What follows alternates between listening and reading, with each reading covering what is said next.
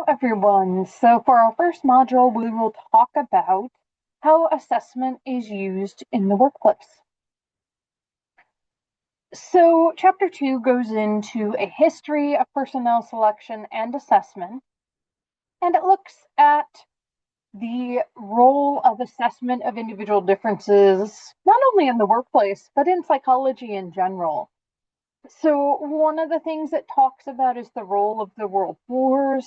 Psychologists really began doing assessments by looking at whether potential soldiers were qualified to be soldiers, screening at the end of World War I and then really getting into it in World War II.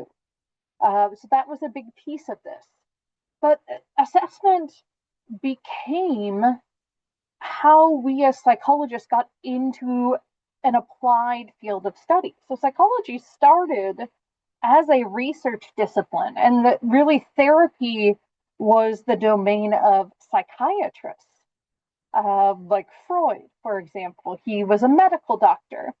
And getting into assessment is how a psychologist moved to applying psychology and not just living within academia.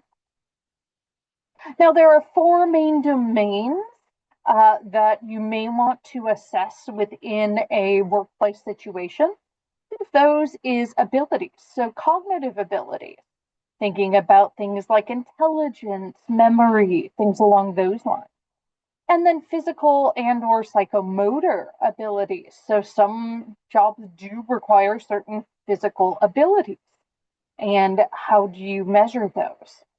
Personality, the model here really is the five-factor model, or the big five, represented by the acronym OCEAN.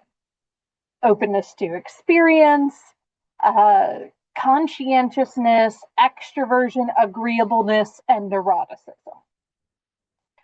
Unfortunately, personality inventories do have a potential vulnerability to faking, and so that can be problematic. Interests. So vocational preferences of potential employees, and also the values of those employees and how those might match with a potential job. And then self-evaluations. So looking at a potential employee's self-worth, but also their own beliefs in their capabilities and competence. So that's just a really brief overview for Module 1.